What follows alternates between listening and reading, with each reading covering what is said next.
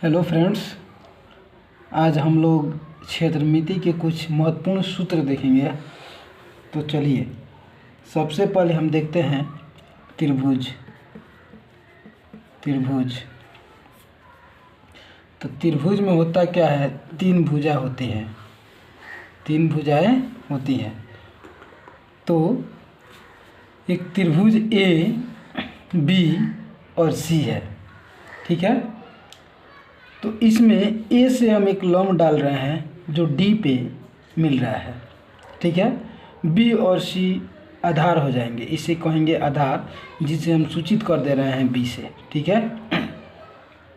तो सबसे पहले ए और डी ऊंचाई हो जाएगा।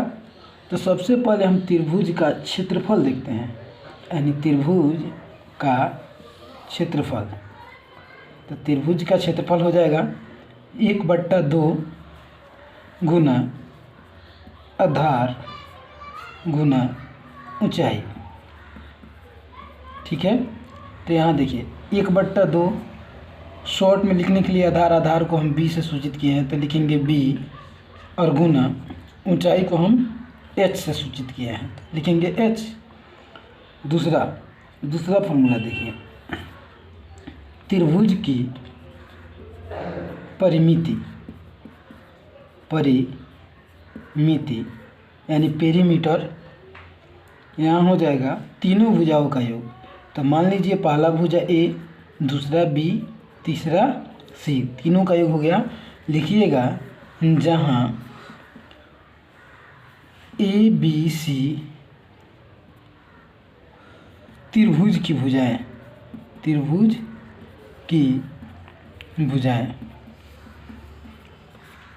ठीक है। तीसरा फॉर्मूला इसी में हो जाएगा, त्रिभुज की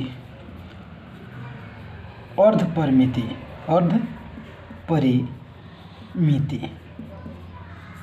ये हो जाएगा a + b + c/2, ठीक है।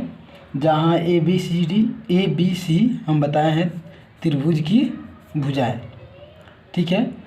अर्ध परिमिति इसको एस से सूचित करते हैं, ठीक है। सेमी पेरीमीटर बोला जाता है इसको, ठीक है। अगला देखते हैं, अगला त्रिभुज हो जाएगा समकोण त्रिभुज। तो समकोण त्रिभुज में ए, बी और सी, जिसमें एक कोण समकोण होंगे, इसको बोलेंगे यानी लंब, और इसको बोलेंगे आधार, और इसको बोलेंगे कर्ण, ठीक है। तो 4 नंबर में हो जाएगा समकोण त्रिभुज का क्षेत्रफल। तो समकोण त्रिभुज का क्षेत्रफल 1/2 आधार गुना लंब, ठीक है। तो यहाँ हो जाएगा 1/2, लंब को हम लोग P से सूचित करते हैं, आधार को B से सूचित करते हैं, और कोण को S से सूचित करते हैं। तो 1/2, तो यानी आधार क्या है, B है, तो B लिखेंगे, और लंब क्या है, P लिखेंगे, तो P हो जाएगा, ठीक है। इसके लिए एक और फॉर्मूला होता है, उसके लिए हम प्रयोग करेंगे। तो 5 नंबर में हो जाएगा त्रिभुज का क्षेत्रफल। इसके लिए हो जाएगा 1/2 लंब को हम P से सूचित किए थे, गुना B, यानी आधार को हम B से सूचित किए थे, गुना हो जाएगा साइन थीटा। जहाँ लिखिएगा, जहाँ थीटा बराबर क्या हो जाएगा, लंब और आधार के बीच का एंगल, जो भी एंगल लंब और आधार के बीच में होगा, तो लिखिएगा थीटा बराबर भुजा P और B के बीच का कोण, ठीक है। अगर त्रिभुज का ऊंचाई निकालना होगा तो 6 नंबर में देखिए, लिखिए त्रिभुज की ऊंचाई यानी हाइट निकालना होगा तो कैसे निकालेंगे। तो हाइट बराबर हो जाएगा 2 क्षेत्रफल, तो लिखिए क्षेत्रफल बट्टा b, ठीक है। तो हम बताएं एच ऊंचाई को एच से सूचित कर दीजिए और क्षेत्रफल को सूचित करते हैं ए से, ठीक है। तो 2 गुना ए, अब बी जो है आधार है, बी को आधार बोले हैं यहाँ, ठीक है। आगे देखिए, आगे हम लोग पढ़ेंगे समद्विबाहु त्रिभुज यानी समद्विबाहु समकोण त्रिभुज। समद्विबाहु समकोण त्रिभुज सबसे पहले हम फिगर बना रहे हैं। तो समद्विबाहु समकोण त्रिभुज का फिगर देखिए, ये हो जाएगा ये बी और ये सी, ठीक है। ये समकोण हो गया और ए वाला ए बी और बी सी दोनों बराबर होंगे यानी समद्विबाहु समकोण बोले हैं, ठीक है। इसको इसके बारे में बताएं, इसको कोण जिसको एस से सूचित करते हैं, कोई दिक्कत नहीं है यहाँ तक। अब देखिए समद्विबाहु समकोण 7 नंबर, समद्विबाहु समकोण त्रिभुज का क्षेत्रफल। इसके लिए डायरेक्टिव फार्मूला लिखेंगे हम 1/4 कर्ण का स्क्वायर। देखिए कर्ण को किससे सूचित किए हैं, एच से, तो यहाँ लिखिए 1/4 कर्ण का स्क्वायर, ठीक है। इसके लिए देखिए 8 नंबर समद्विबाहु समकोण त्रिभुज का ही क्षेत्रफल। इसके लिए देखिए समद्विबाहु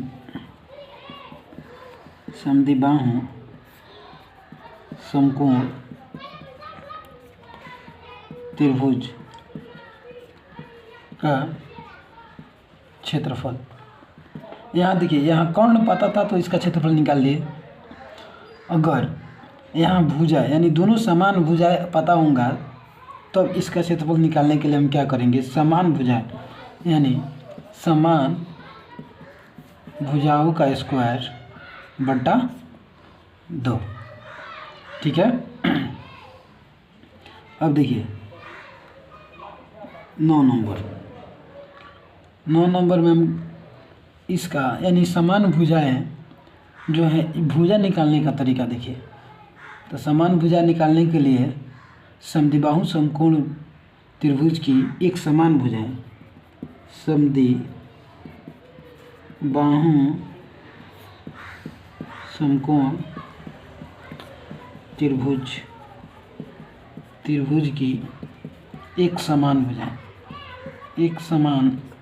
भुजाएं, इसके लिए फॉर्मूला हो जाएगा √2 गुना क्षेत्रफल।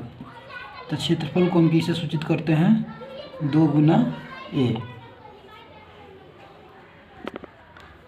अगला देखिए, अगर समद्विबाहु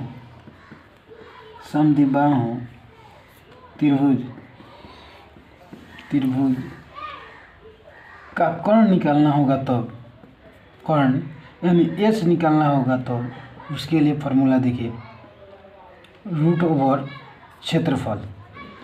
तो अभी हम बताए हैं क्षेत्रफल को किससे सूचित करते हैं, ए से, ठीक है। कर्ण निकालने का एक और तरीका होता है यानी समद्विबाहु। देखिए समद्विबाहु त्रिभुज का अगर कर्ण निकालना होगा तो इसके लिए एक और फार्मूला होता है जो √2 गुने भुजा जो समान भुजाएं हैं उसका, तो ये हो जाएगा √2। अब भुजा को किससे सूचित किए हैं, यहाँ समान जो है उसको ए से, तो √a हो गया। आगे देखेंगे, अगर समद्विबाहु त्रिभुज हो ए बी सी, जिसमें ए बी को ए और ए सी को ए मानते हैं, ठीक है। और BC को C मानते हैं, तो दोनों के बीच कुछ ना कुछ एंगल बनेगा, इसको हम थीटा मान ले रहे हैं। ठीक है, आगे देखिए, अगर समद्विबाहु त्रिभुज का क्षेत्रफल, अगर ऐसा त्रिभुज हो जिसमें एक समकोण नहीं हो, ठीक है, जो पहले वाले हम समद्विबाहु त्रिभुज बताए उसमें एक समकोण था, इसमें अगर समकोण नहीं हो तो इसके लिए देखेंगे समद्विबाहु त्रिभुज का क्षेत्रफल। समद्विबाहु त्रिभुज का क्षेत्रफल, क्षेत्रफल को किसे सूचित करते हैं? ए से। इसके लिए हो जाएगा 1/2, ठीक है, भुजा यानी भुजाओं का स्क्वायर इंटू साइन थीटा। ठीक है, साइन थीटा यानी थीटा हम बताए हैं कि दोनों समान भुजाओं के बीच का एंगल, तो इसको डायरेक्टली लिख सकते हैं 1/2 भुजा यानी जो समान भुजाएं हैं ए का स्क्वायर इंटू क्या, साइन थीटा। ठीक है, थीटा बराबर दोनों भुजाओं के यानी दोनों जो समान भुजाएं हैं उनके बीच का एंगल। ठीक है, आगे देखिए, अगर समद्विबाहु त्रिभुज का क्षेत्रफल, इसी का अगर क्षेत्रफल निकालना होगा तो समद्विबाहु त्रिभुज का क्षेत्रफल निकालना होगा तो देखिए इसके लिए फॉर्मूला हो जाएगा, अगर थीटा नहीं दिया रहेगा तो इसके लिए फॉर्मूला हो जाएगा 1/4 गुना b, और रूट ओवर लिखिएगा 2a + b into 2a - b। इसको और शॉर्ट फॉर्म में लिखना होगा तो 1/4 गुना b root over 4a² minus b²। अभी तक तो हम लोग त्रिभुज पढ़ रहे थे जिसमें किसी का भुजा बराबर था, किसी का सभी भुजा बराबर था, उसमें ऊंचाई दिया रहता था तो क्षेत्रफल निकालने में आसानी होती थी। यहाँ देखिए, यहाँ एक त्रिभुज दिया हुआ है ABC जिसमें सभी का भुजा अलग अलग है। इसके लिए फार्मूला देखते हैं, तो इसके लिए एक फार्मूला होता है हीरोन का सूत्र, आप लोग जानते होंगे हीरोन का सूत्र। इसमें सबसे पहले अर्ध पेरीमीटर बताए थे, अर्ध पेरीमीटर को S से सूचित करते हैं, तो अर्ध पेरीमीटर के लिए फार्मूला बताए थे S बराबर A + B + C/2। ठीक है, वहाँ अर्ध पेरीमीटर बताए थे हम। यहाँ देखिए, यहाँ त्रिभुज का अगर क्षेत्रफल निकालना होगा, त्रिभुज का क्षेत्रफल निकालना होगा तो अब देखिए इसके लिए फार्मूला होता है रूट ओवर S यानी अर्ध पेरीमीटर गुना फिर S में से एक भुजा घटाएंगे A, यानी एक भुजा A है, ये घटा लिए, फिर देखिए S माइनस B दूसरा भुजा घटाएंगे, उसके बाद देखिए तीसरा भुजा यानी S माइनस C तीसरा भुजा भी घटा लेंगे, तो ये त्रिभुज का क्षेत्रफल हो गया जब अलग अलग सभी का भुजा दिया रहेगा। तो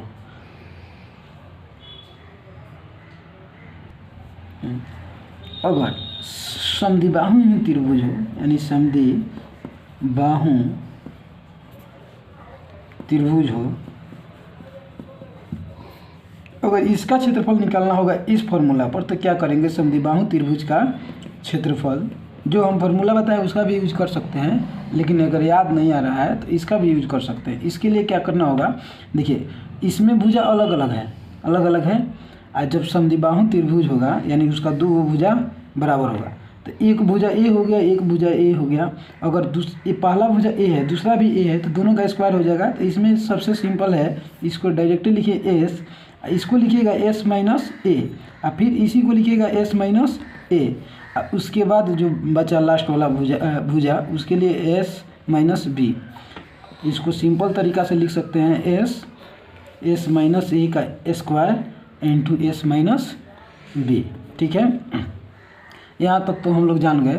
फिर अगर देखिए दूसरा कोई त्रिभुज है जिसका भुजा A B और C, कोई त्रिभुज है जिसका यहाँ से यहाँ तक का एंगल मान लीजिए C है, A है, यहाँ से यहाँ तक की भुजा A है, और यहाँ से यहाँ तक भी A है, और यहाँ से यहाँ तक भी A है, यानी सभी भुजा आपस में बराबर है। तो इसको हम लोग बोलेंगे